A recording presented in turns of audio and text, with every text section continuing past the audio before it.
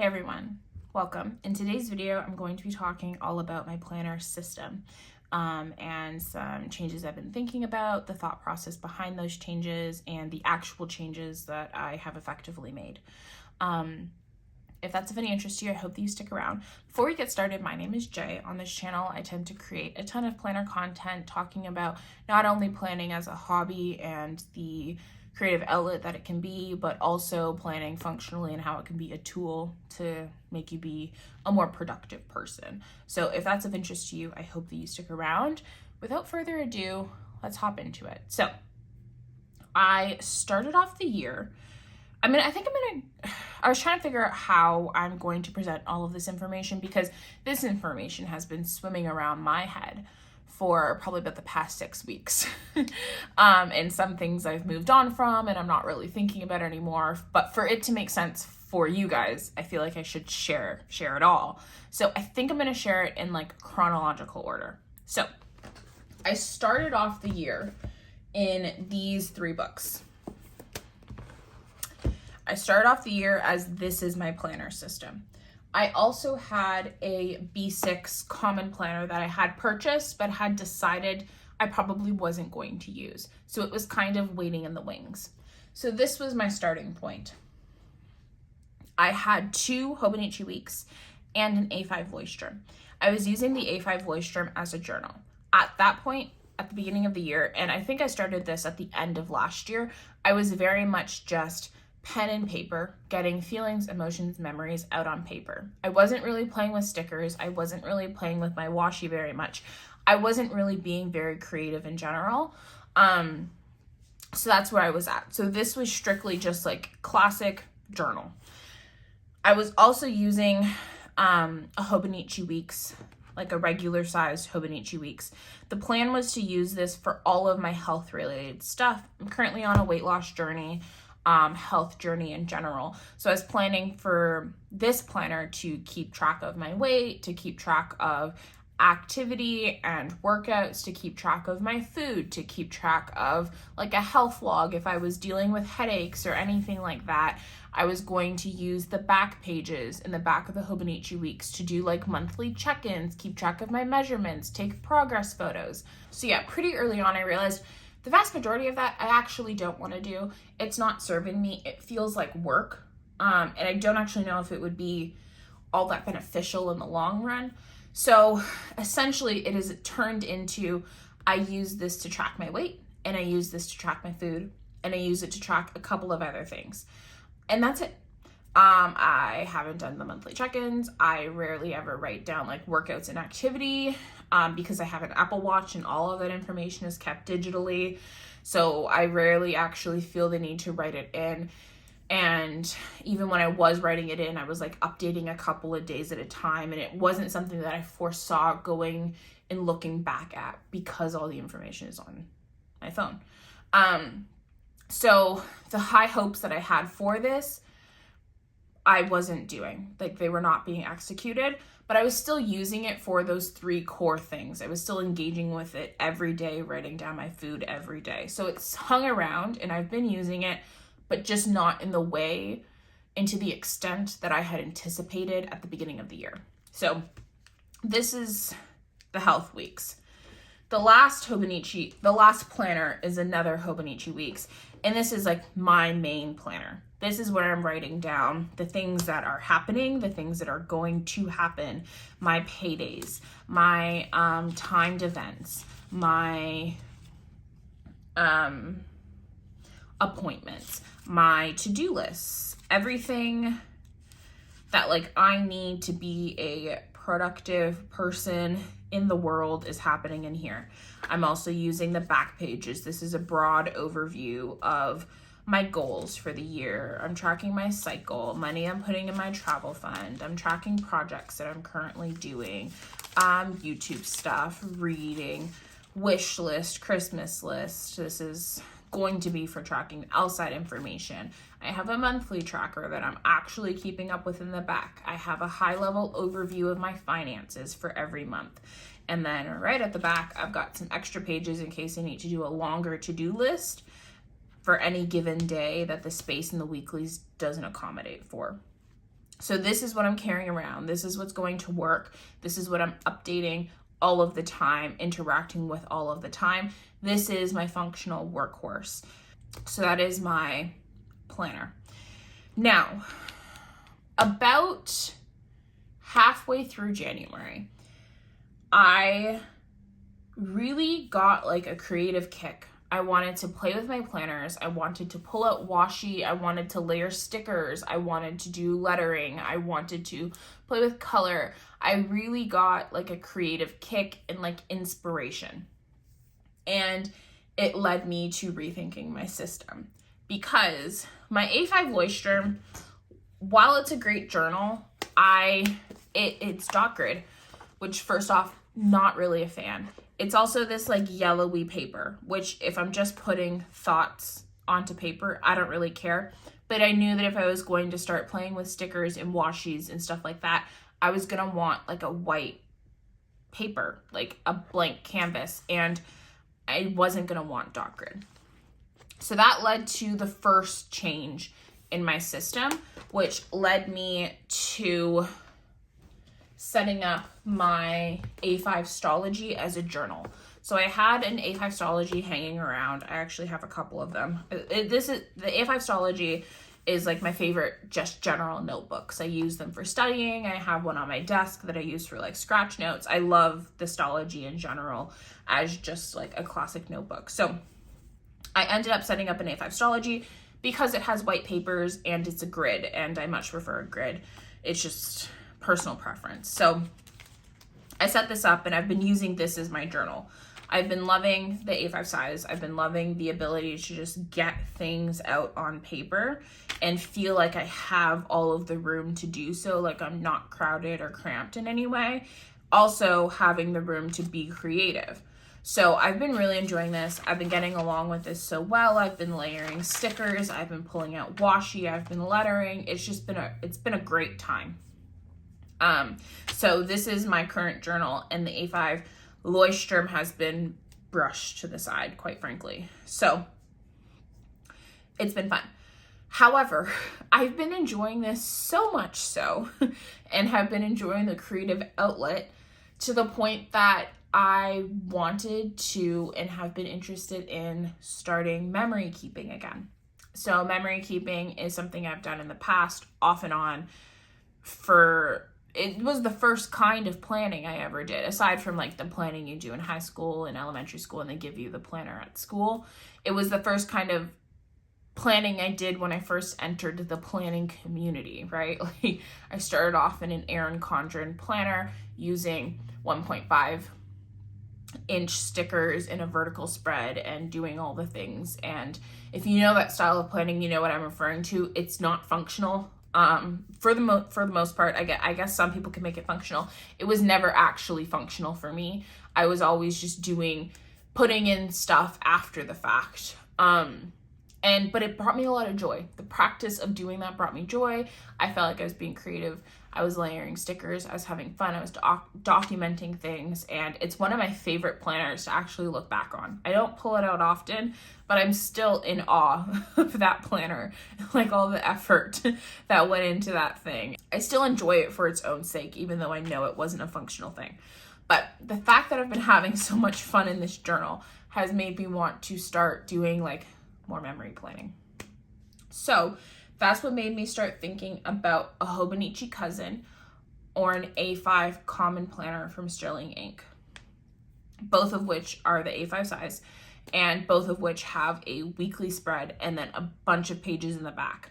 And I was thinking about how that would be perfect because I could do all of my memory stuff in the weekly pages and have fun and be creative and do the weeklies and be reflective. And then the back pages could be my journal. So I actually pulled out like my Hobonichi Cousin from 2019, which in 2019, I hated this thing. Oh my God, I loathed it. So I had a bunch of empty weekly spreads and I was just playing around with like some different kind of layouts and how I could potentially see myself using the pages if I got, like this is from back then. Like I hated this planner. But how I could potentially see myself using the pages if I did go ahead and purchase a Hobonichi Weeks for 2024 for now. And it could definitely work. Like I even wrote, I like this, the idea of putting my work hours, my work assignment, today, events, appointments, to do, and then my food log.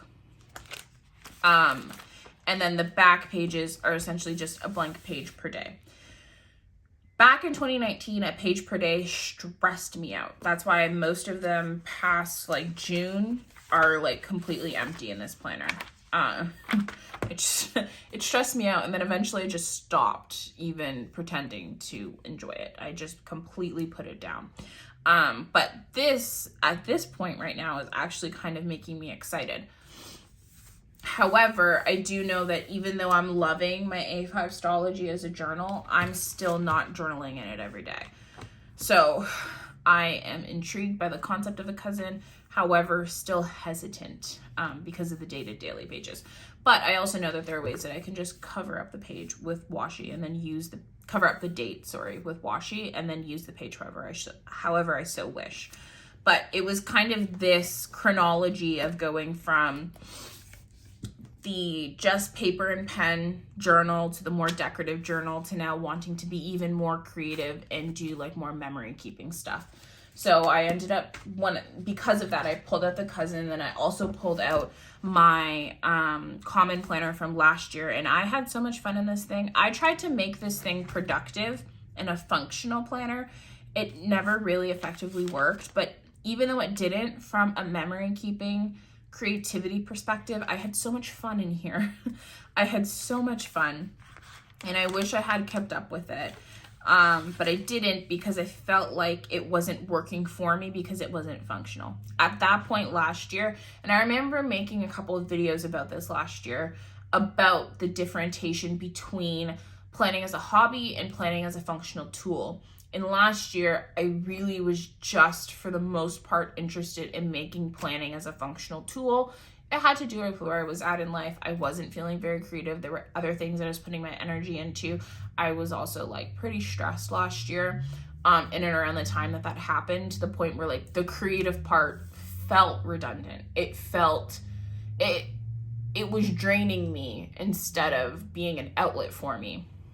So I didn't keep up with this because I was like, I'd rather actually spend my time in a functional planner, spend less time in the functional planner, and have it work for me as opposed to me working for it, right? So I didn't keep up with this. I ended up going back. I ended up using a standard TN for quite a bit of time, and then I went back to my Hobonichi Weeks, and that was pretty much the end of this book. But looking back on it now, like, I love it so much, and I wish that I had kept up with it. I know why I didn't. I don't blame myself for not keeping up with it, but I love looking back on this thing.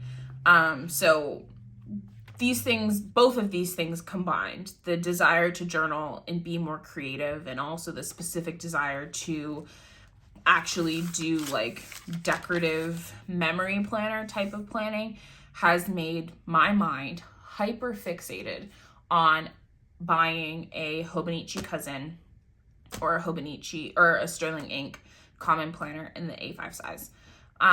However, I'm not going to buy either of those planners. Firstly, a big part of my goals for 2024 is finances. I'm really trying to get my finances in order. I'm budgeting for the first time in my life. It's actually opened my eyes so much. And I'm really enjoying it. And buying a new planner, buying not only a new planner, but a very expensive planner. First off, Hobonichi Cousins are wildly expensive. I'm in Canada. When you take in shipping, and if you order specifically from Hobonichi, you're also going to pay taxes and duties. Wildly expensive. Inflation on specifically the Hobonichi Cousin is insane, because I remember purchasing this for, I think, $60. I can't get one for under $85, but most of them are about $110. If I was to order it from Amazon, I think it's like $110. No, thank you. The A5 Common Planner from Sterling Ink is sold out. They have the imperfect versions, but I know I'm so particular, and I know that one of the issues that can cause one of those planners to be imperfect is the spreads not lining up. And that would drive me nuts. So I'm not even interested in purchasing an imperfect one.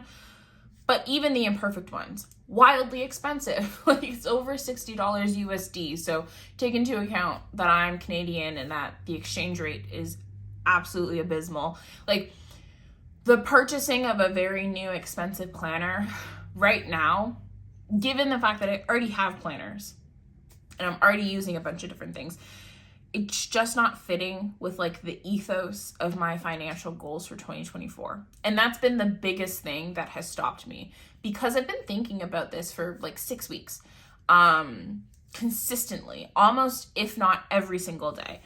But I don't want to spend the money. Like, I just don't. There's so many other places $100 could go to, especially when I'm already in a journal that I'm really, really enjoying. So I haven't bought a Cousin, and I haven't bought an A5 Common Planner, and I don't think I'm going to. And if I continue along with this creativity that's like surging through me right now, potentially those will be a purchase that I'll make for 2025. But I'm just not doing it. I am not doing it. Even though I think that they work really well for me, I think that where I'm at right now with planning, I would get so much joy out of them. I'm also getting joy out of this right now, and it's working. And I'd rather hold on to my coins and invest them into other places. So that's why I haven't made one of those purchases. And that brings me to the last thing, which is my B6 Common Planner for this year. If you remember at the beginning of the video, I said that I did have a B6 Common Planner for this year, and I'm just going to make do with it. It is a half year, so it's split. The year is split into 2 different books, which is driving me nuts. First off, I don't know why I bought the half year. Second off, it feels dinky. It feels very dinky. It's very thin because it's only half the year. A lot of people purchase the half year because they want that thinness. I purchased the half year because I had a half year in 2023 and I only had the second half of the year. I bought it mid-year. So I was just like, yeah, I'm just going to buy the same thing. Not thinking, wait, hold up, why would I do that? I wish I would have thought through it, because this feels dinky. Like, I don't know what else to say. Nothing against the planner. The planner is constructed really well. The paper is great. I really enjoy the planner and the outline and the setup and all that stuff. It's just, I'm like kicking myself for not having bought a full year. But anyway, it was partially set up at the beginning of the year. One thing that I really like about the Sterling Ink system is the goal planning pages, and I actually used those goal planning pages back in December to put together my goals. Even though I knew that at that point, I was like, yeah, I'm probably not going to use this planner. I don't know how it would fit in with my current system. At the beginning of the year, I was having those thoughts and feelings, and I didn't think I was going to use the B6 Common Planner. I still used it to set up my yearly goals. So I was partially kind of in it. I was checking in with it every month just for those beginning pages of the goal setting system. So I ended up just going back to this and using it in the way that I was using last year's B6 Common Planner, using it in the way that I think that I would use an A5 Common Planner or an Hobonichi Cousin if I were to purchase one. And I've been enjoying it, and it's like scratching that itch, that I have for either one of those planners currently, and I think I'm just going to make do with it. So I could use, again, these back pages as my journal, but as I said, I'm having so much fun in this A5 journal. I'm really enjoying it. The only thing that's driving me absolutely nutty about this book is that for some reason my brush pen is bleeding. It's driving me nuts. But I'm making do with it. It's not limited my engagement with the planner, with the journal. I'm not using it less because of that problem. So I think for now, I'm just going to continue using my A5 Stalogy as my yearly journal, using the B6 for my goals and the weekly spreads. I don't, at this point, have a plan for these back pages, but I don't have to. Like, I already own the planner. I don't have to make every single part of it this super functional workhorse. This is just fine. This is the part that I'm really craving, because what I would do in the back pages, I'm already doing in the Stalogy and like to continue doing in the Stalogy because of the size of the Stalogy. So as I'm saying, I could optimize my system easily. I could buy an A5 Cousin and combine the journaling and the memory spread into one book. I could buy a A5 common planner and combine the memory keeping and the journaling into one book. I could make it more functional. I don't want to spend the money. And also, I really enjoy the setup of this book. I don't want to leave it prematurely. I'm just going to, I'm going to practice contentment, okay? That's what I'm going to do. I'm just going to be content with what I have, and I'm going to make what I have work.